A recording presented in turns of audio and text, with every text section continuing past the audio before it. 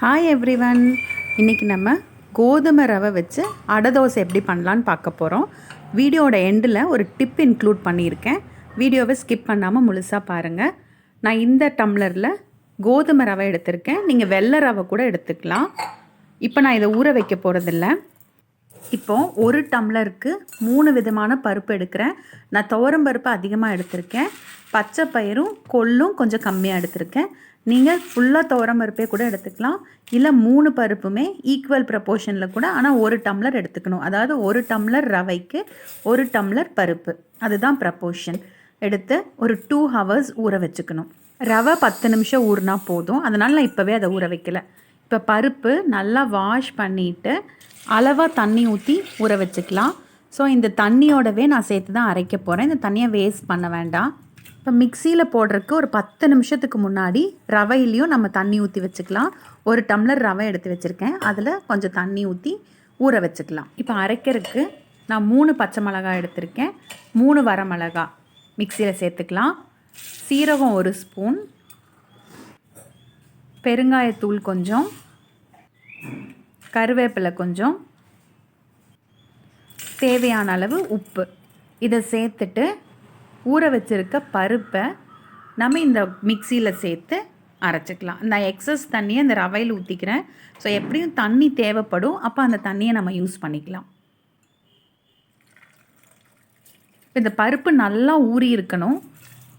அப்போ தான் உங்களுக்கு அடை சாஃப்டாக வரும். இல்லைன்னா ரொம்ப ஹார்டாக இருக்கும், சாப்பிடவே முடியாது, அரைக்கவும் முடியாது. அதனால நல்லா 2 ஹவர்ஸ் ஊறினா போதும். இப்போ பாருங்கள், ரொம்ப நைஸாக இல்லாமல் அடைக்கு அரைக்கிற மாதிரி அரைச்சி எடுத்திருக்கேன் பருப்பை மட்டும்.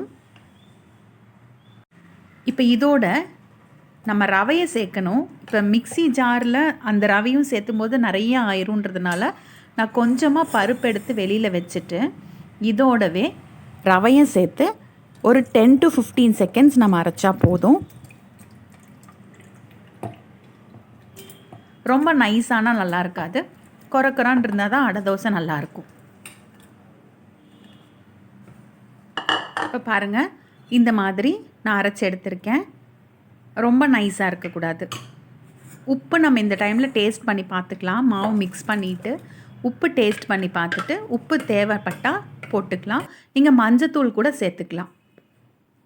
இப்போ இந்த மாவு புளிக்கணும்னு அவசியம் இல்லை. கன்சிஸ்டன்சி பார்த்துக்கோங்க. ரொம்ப கெட்டியாக இருந்தால் அடை நல்லா இருக்காது, ரொம்ப தண்ணி மாதிரி இருந்தாலும் நல்லா இருக்காது. தோசை மாவு பதத்துக்கு மிக்ஸ் பண்ணி வச்சுக்கணும். கூட நான் பொடியாக அறுத்து வச்சுருக்க பெரிய வெங்காயமும் கொத்தமல்லி தலையும் சேர்க்குறேன். இது நம்ம அரைக்க சேர்க்க வேண்டாம், கட் பண்ணி சேர்த்துட்டாவே போதும். வதக்கி வேணாலும் சேர்த்துக்கலாம், தாளித்து கொட்டினாலும் நல்லாயிருக்கும். எலசாக முருங்கைக்கீரை இருந்தால் கூட சேர்த்துக்கோங்க. ஸோ கல் காஞ்சதுமே கொஞ்சம் லேசாக ஊற்றிட்டு கொஞ்சம் எண்ணெய் இதுக்கு நிறைய சேர்த்துக்கலாம். சேர்த்துட்டு பொறுமையாக தான் வேகும், ஏன்னா பருப்பெல்லாம் நம்ம அப்படியே தான் சேர்த்துருக்கோம். ஸோ அடை தோசை மாதிரியே பொறுமையாக ஒரு சைடு வெந்ததுக்கப்புறமா இன்னொரு சைடு திருப்பி போட்டு எடுத்துக்கலாம். இந்த அடைக்கு தேங்காய் சட்னி ரொம்ப நல்லாயிருக்கும், இல்லைன்னா தக்காளி சட்னி கூட நல்லாயிருக்கும். கொஞ்சம் காரமாக நம்ம சட்னி செஞ்சு இது கூட வச்சு சாப்பிட்டோன்னா ரொம்ப டேஸ்ட்டாக இருக்கும். பாருங்கள், ஒரு சைடு நல்லா கிறிஸ்பியாக வெந்திருக்கு, கொஞ்சம் கிறிஸ்பியாகவும் கிடைக்கும். நான் கொஞ்சம் பெரிய டம்ளரில் தான் ரவை எடுத்தேன், அதே டம்ளரில் பருப்பு எடுத்தேன். 4 பேர் சாப்பிட்றதுக்கு இது சரியாக இருக்கும். வெள்ளை ரவையிலையும் இதே மாதிரி இதே ப்ரொப்போர்ஷன் தான், இன்னும் கூட நல்லாயிருக்கும். வெள்ளை ரவையில் ட்ரை பண்ணி பாருங்கள். உங்களுக்கு ஈஸியாக, அதாவது இட்லி தோசைக்கு மாவு இல்லைன்னா ஈஸியாக ஒரு சம்பா ரவையை வச்சு அடை செய்கிறது எப்படின்னு காமிச்சிருக்கேன். உப்புமா செய்கிறதுக்கு பதிலாக இந்த மாதிரி அடை செஞ்சு கொடுத்தோன்னா தோசைன்றதுனால சாப்பிடவும் செய்வாங்க. நிறைய பருப்பு சேர்ந்ததுனால ப்ரோட்டீன் ரிச்சாகவும் இருக்கும். அவ்வளோதாங்க, ட்ரை பண்ணி பாருங்கள் கண்டிப்பாக. இப்போ டிப் ஒன்று சொல்கிறேன். நான் சொன்னேன், நம்ம யூஸ்வலாக உழவர் சந்தையிலையோ இல்லை பழமுதிர்லேயோ போய் வெஜிடபிள்ஸ் வாரத்துக்கு தேவையானது வாங்கிட்டு வருவோம். வாங்கிட்டு வந்து வீட்டில் வந்து பிரித்து வைக்கிறதுக்கே ஒரு 1 hour ஆகும். அதுக்கு பதிலாக இந்த மாதிரி பிளாஸ்டிக் கவர்ஸ், நான் எப்போவுமே வந்து பெரிய பெரிய கவர்ஸ் இருந்ததுன்னா எடுத்து வாஷ் பண்ணி வச்சுக்குவேன். கடைக்கு போகும்போதே கவர்ஸ் எடுத்துகிட்டு போயிடுவேன்.